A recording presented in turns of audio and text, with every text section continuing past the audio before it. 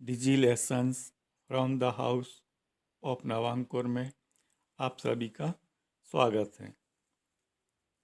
बच्चों, आज हम विषय सामाजिक विज्ञान के पाठ 29 एशिया आर्थिक स्वरूप के बारे में पढ़ेंगे।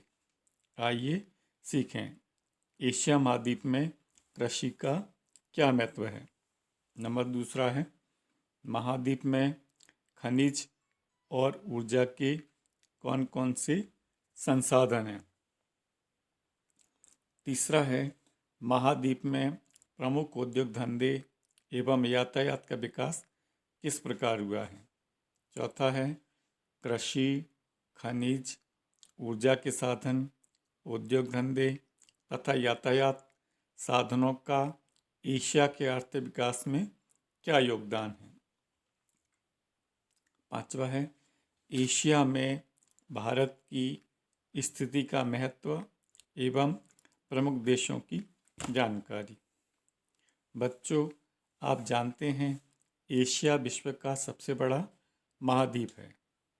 यहाँ विशाल जनसंख्या कृषि, खनिज एवं उपलब्ध ऊर्जा के संसाधनों पर निर्भर है।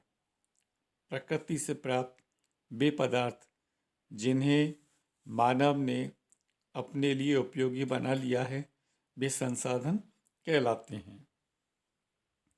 यहाँ के जनजीवन एवं आर्थिक विकास का यहाँ के संसाधनों का विशेष प्रभाव पड़ता है। बच्चों, अब हम कृषि के बारे में जानेंगे। नदियों द्वारा निर्मित मैदान जैसे गंगा सिंधु का मैदान, यांगती सिक्यांग व हवांग हो का मैदान, इरावदी व मिकांग नदी के मैदानों में उपजाऊ कछारी मिट्टी होने से यहाँ बड़ी मात्रा में खेती की जाती है। यहाँ एशिया की अधिकांश जनसंख्या रहती है। मैदानी भागों के अतिरिक्त कहीं कहीं पहाड़ों और पठारों की तलहटी में भी खेती होती है।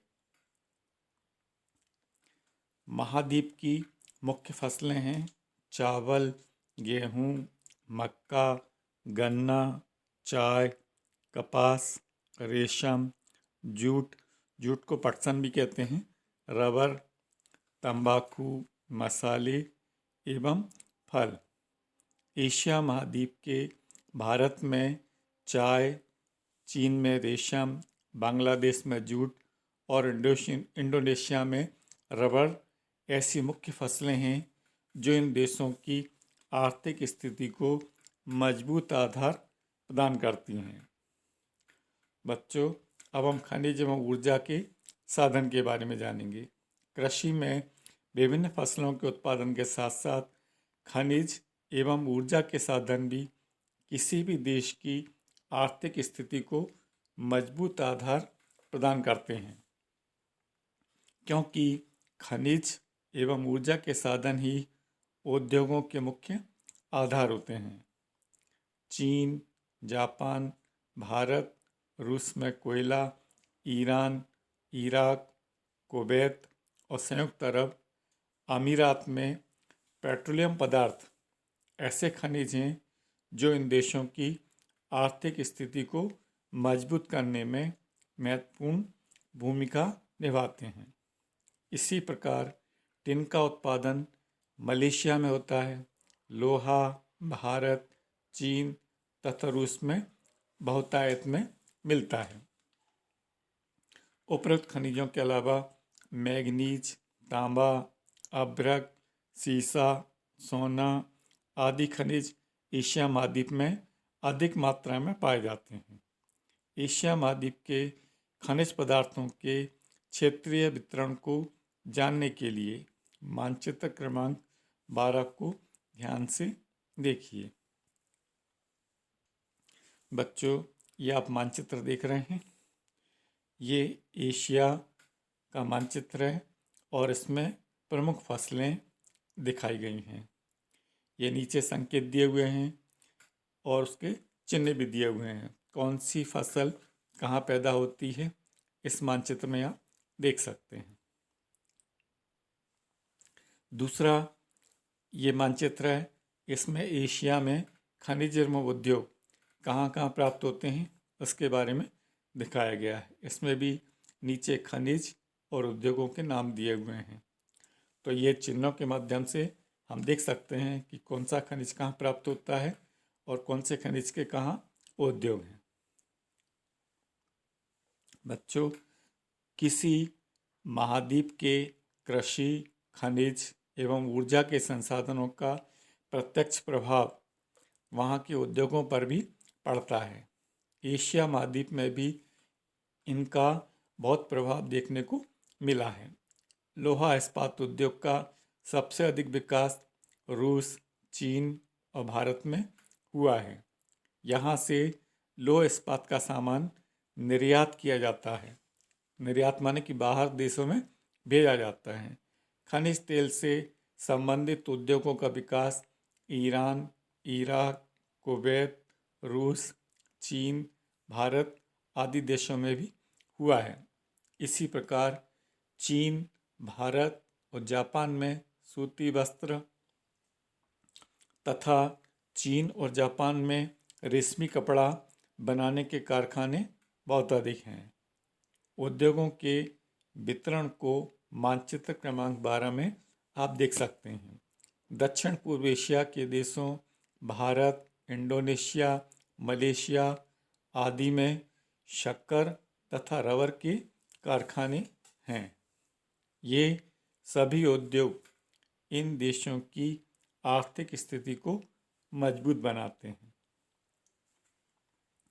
बच्चों, अब हम यातायात के बारे में जानेंगे।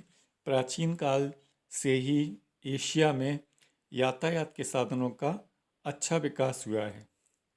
चीन का रेशम मार्ग तथा भारत का ग्रांड ट्रंक रोड प्राचीन काल से ही प्रसिद्ध हैं।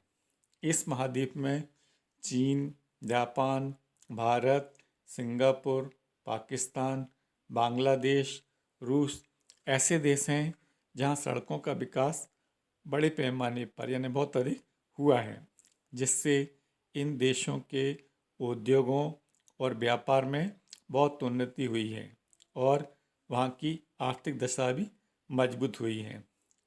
बच्चों, संसार का सबसे लंबा रेल मार्ग ट्रांस साइबेरियन रेल मार्ग है, जो रूस की राजधानी मॉस्को से पूर्व में व्लादिवोस्टोक तक जाता है।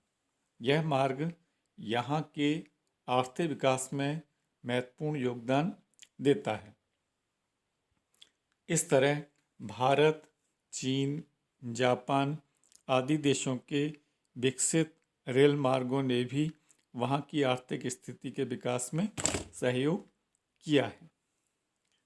बच्चों, जल मार्गों में सुएज नहर का अधिक महत्व है, जो भूमध्य सागर और लाल सागर को जोड़ती है। एशिया महाद्वीप में इसका अत्यधिक व्यापारिक महत्व भी है, क्योंकि इस मार्ग से दक्षिण पश्चिम और पूर्वी एशिया के देश तक तथा विश्व के अन्य औद्योगिक देश आपस में नज़दीक आ गए हैं, जिससे इनके व्यापार में भी वृद्धि हुई है। एशिया में भारत की स्थिति, जो 3 ओर से जल से घिरा है, जल मार्गों की दृष्टि से बहुत महत्वपूर्ण है। इसी प्रकार एशिया महाद्वीप के लगभग सभी महानगर यानी बड़े नगर आपस में वायु मार्गों से जुड़े हुए हैं। Mumbai, Kolkata, Delhi, Chennai, Rangoon, Bangkok, Hong Kong, Tehran, Singapore, Shanghai, Tokyo आदि महत्वपूर्ण शहर हैं जो वायु मार्गों से जुड़े हुए हैं। यद्यपि एशिया में खनिज, ऊर्जा के संसाधनों, उद्योगों तथा यातायात साधनों का यहाँ के आर्थिक विकास में बहुत योगदान है, फिर भी यहाँ 80% जनसंख्या गांवों में रहती है। यही कारण है कि एशिया के अधिकांश देशों में उद्योगों की तुलना में जीविका चलाने का प्रमुख आधार कृषि है। बच्चों, एशिया में भारत की स्थिति और उसका महत्व के बारे में जानेंगे। एशिया महाद्वीप के दक्षिण में भारत की 3 ओर समुद्रों से घिरी हुई और मध्यवर्ती स्थिति प्राचीन काल से ही व्यापारिक महत्व की रही है। भारत वर्तमान में हो रहे औद्योगिक उत्पादों के निर्यात के कारण अपनी स्थिति का भरपूर दोहन कर रहा है। महत्वपूर्ण स्थिति के कारण ही भारत से विश्व के मुख्य वायु मार्ग गुजरते हैं। उष्ण जलवायु से समशीतोष्ण जलवायु के विस्तार होने के कारण भारत कृषि की दृष्टि से भी महत्वपूर्ण है। वर्तमान में भारत सूचना प्रौद्योगिकी के क्षेत्र में विश्व का महत्वपूर्ण देश बन गया है। बच्चों, अब एशिया के लोगों के बारे में जानेंगे। जनसंख्या की दृष्टि से एशिया में चीन का पहला स्थान है और भारत का दूसरा स्थान है। विश्व की लगभग 2/3 जनसंख्या केवल एशिया महाद्वीप में ही रहती है। एशिया का जनजीवन मुख्य रूप से खेती पर ही आधारित है। अभी भी अधिकांश स्थानों पर लोग पुराने ढंग से ही खेती करते हैं। यद्यपि चीन, जापान, रूस एवं भारत में आधुनिक ढंग यानी नए तरीके से खेती की शुरुआत हो चुकी है। एशिया महाद्वीप में उपलब्ध खेती योग्य भूमि, खनिज एवं ऊर्जा के संसाधन, उद्योग धंधे व यातायात के विकास का प्रभाव यहाँ के जीवन पर पड़ा है। जनसंख्या ग्रामों से नगरों की ओर आने लगी है और उन पर शहरीकरण का प्रभाव भी देखने को मिलता है। इससे इनका जीवन स्तर अधिक विकसित भी हुआ है।